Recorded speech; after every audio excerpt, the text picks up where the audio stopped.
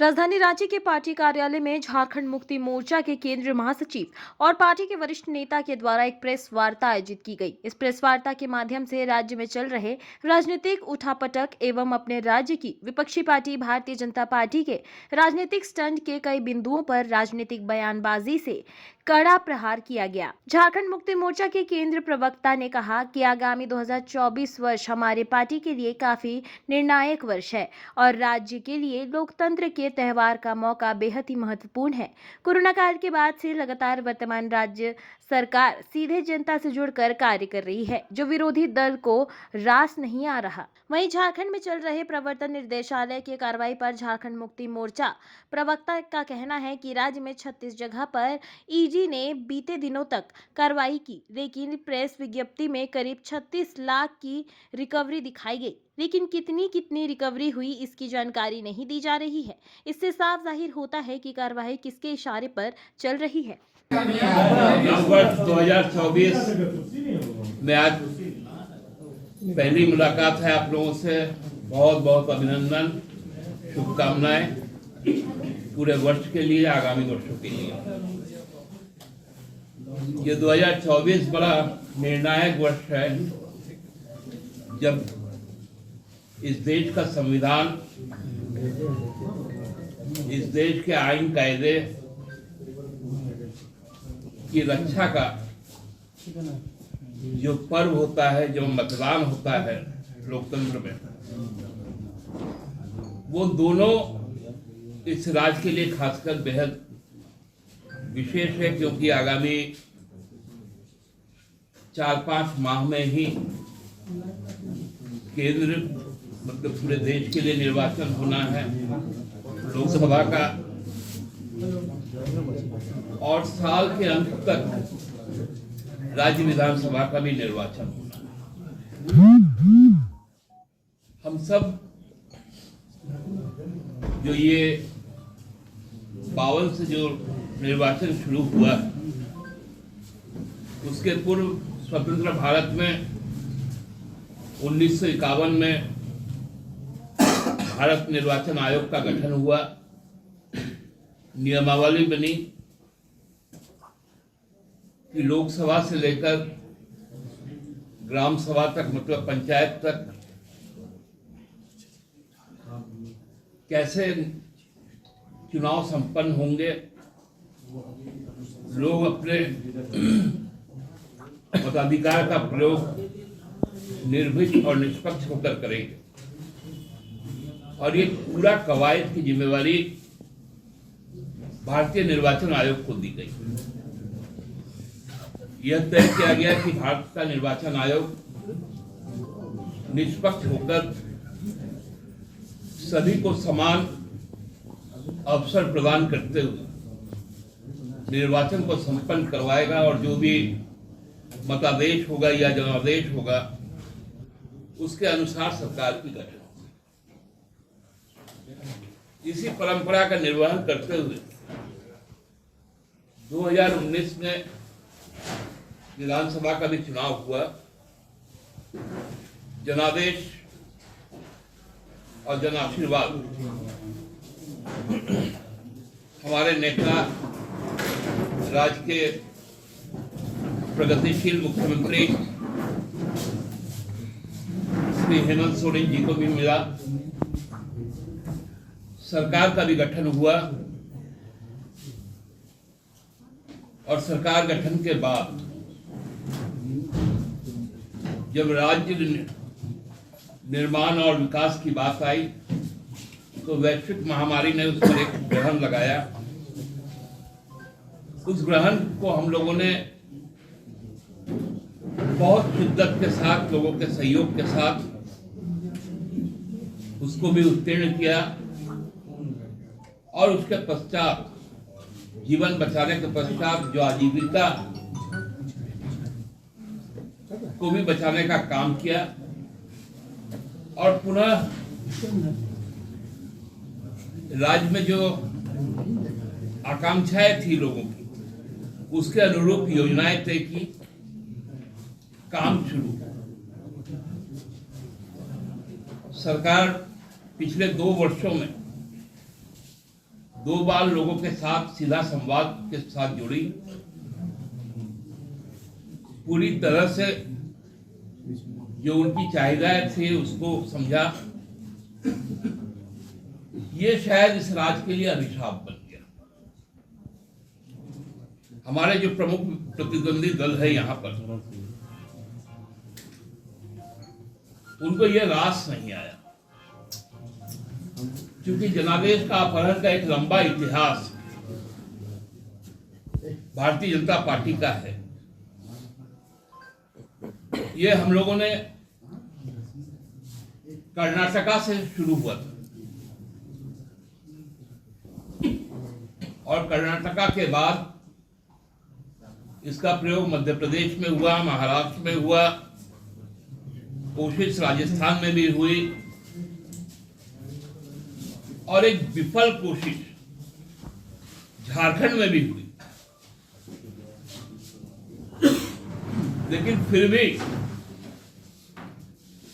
जब भाजपा को इस पे सफलता नहीं मिला, जब यहाँ के निर्वाचित सदस्यों ने कहा कि हम अपने जनादेश के खिलाफ नहीं जाएंगे, तब शुरू हुआ एक नया पटकथा लिखना, साजिश रचना। उसमें भाजपा की जो केंद्र सरकार है, उन्होंने बड़ा अच्छा एक पटकथा लिखा और उस पर लगातार कार्रवाई शुरू। उसका एक ही उद्देश्य था और वो उद्देश्य आज भी जारी है कि हम सरकार को लोगों के साथ चैन से जोड़ने नहीं देंगे, योजनाओं को धरातल पे उतरने नहीं देंगे, असमंजस और भ्रम की स्थिति पैदा करके रखेंगे।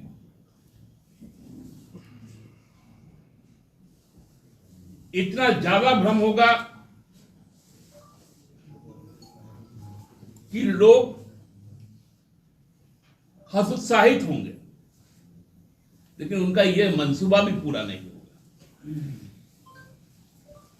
गवर्नेंस को ट्रबलेंस में डालने के लिए हर प्रकार की चेष्टा हो रही है, लेकिन सरकार आज भी सचिवालय में वहां बैठकर जरूरी जो सरकारी काम है उसका निष्पादन हो रहा है। लोगों तक जो हमारे कई 19 फ्लैगशिप जो हमारे स्कीम्स है, प्रोग्राम्स है, वो कैसे पहुंचे, क्योंकि किसी ने सोचा नहीं था कि यहां का आदिवासी का बच्चा, यहां का दलित का बच्चा, यहां का अल्पसंख्यक का बच्चा सरकारी खर्च पर विदेश में जाकर शिक्षा ग्रहण करेगा, उच्च शिक्षा ग्रहण करेगा। भाजपा घबरा गई कि ये कौन सा सर्वजन पेंशन योजना है जिसमें पूरा का पूरा सामाजिक सुरक्षा समेटे हुए, महिला सशक्तिकरण, छात्रों के लिए व्यवस्थाएं, खिलाड़ियों के लिए व्यवस्थाएं, किसानों के लिए व्यवस्थाएं, हर तरफ जब सरकार आगे बढ़ना शुरू की, तो आप देखेंगे कि लगातार कुछ दिनों से एक बड़ा विद्वान नेता है जो भारतीय जनता पार्टी के वर्तमान में प्रदेश अध्यक्ष, पूर्व मुख्यमंत्री भी, आजकल वो व्याख्यान दे रहे हैं कि आदमी कब से विधायक बनता है। उनका एक व्याख्यान हमने कहीं सुना कि जिस दिन से निर्वाचन का फलाफल घोषित होता है उस दिन से, फिर उनका एक जगह एक व्याख्यान माला में दूसरा जगह पहुंच गया।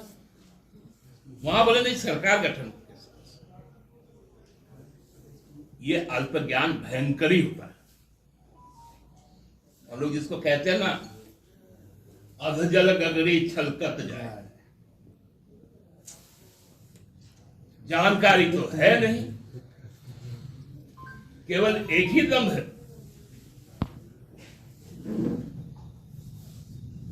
कि चुनाव आयोग मेरा, और ये कहीं ना कहीं इस बात का संकेत भी है कि मध्य प्रदेश में पिछले दिनों जब चुनाव संपन्न हुए तो 20,000 शिकायतें चुनाव आयोग को गई, एक पर भी जांच नहीं हुई। उसमें सुप्रीम कोर्ट में आज मामला लंबित है।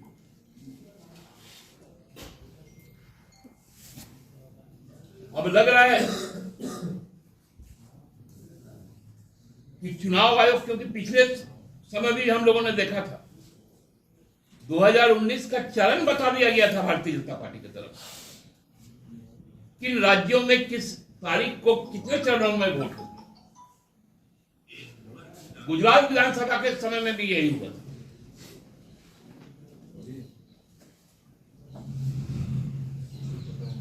अब तो चुनाव आयोग को भाजपा के सांसद ही निर्देशित कर रहे हैं, जबकि उनको पूरा किस्सा ही नहीं मालूम जिस महाराष्ट्र को लेकर उन्होंने बात।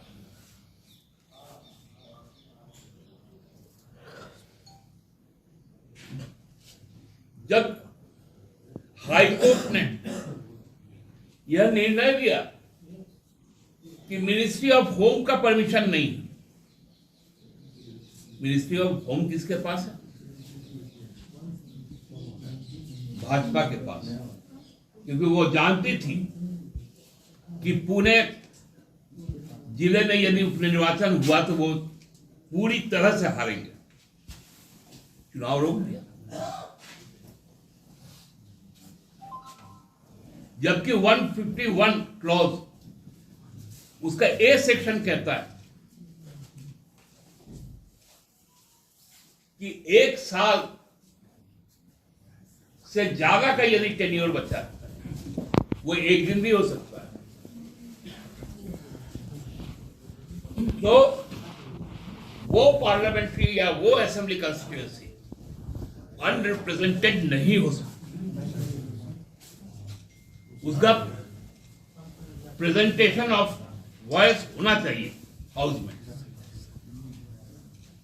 हाँ, यदि 1 साल से कम है तो यह बाध्यकारी नहीं। और सुप्रीम कोर्ट ने अपने ऑब्जर्वेशन में भी कहा कि डेमोक्रेसी को चलाने के लिए हाउस का सांस लेना बहुत जरूरी है।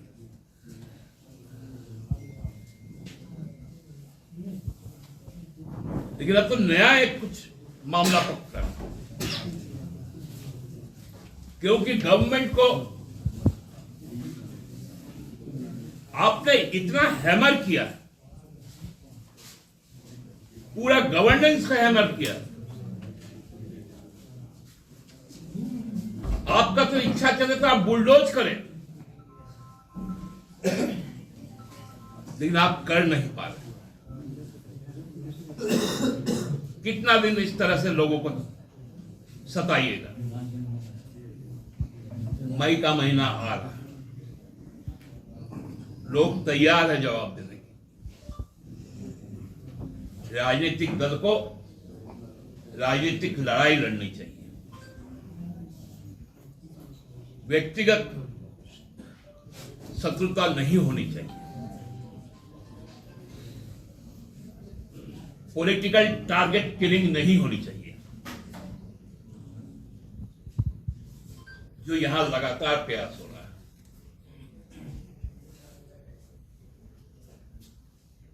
रोज एक ना एक नया शिगुफा यहां छोड़ा जा रहा है, खासकर भाजपा के द्वारा। क्योंकि भाजपा राजनीतिक तौर पे यहां पर हमें परास्त कर सकती, वो संभव ही नहीं, क्योंकि उनका पोल खुल चुका, उनका ढोल भी फट चुका है। इसलिए ये तमाम चीजें घटित हो रही हैं, इनको अपना होने दीजिए, लेकिन हमारा जो कमिटमेंट है इस राज्य के प्रति, उसको हम पूरा करेंगे। आप लोगों ने देखा जिस प्रकार से नियुक्ति चल रही है, जिन्होंने 5 साल में एक भी जेपीएससी नहीं करवाया, हम लोग 3 साल में 2 जेपीएससी करवाएंगे। उसका भी अधियाचना अधिसूचित हो चुका। यहां के लोगों को रोजगार मिले, सरकारी नौकरी मिले, ये चिंता हमारे लिए है। उनकी चिंता ये है कि यहां सरकार को गिराया जाए, निरस्त किया जाए, लोगों को त्रस्त किया जाए। माकूल जवाब राजनीतिक तौर पे हम लोग देंगे। धन्यवाद।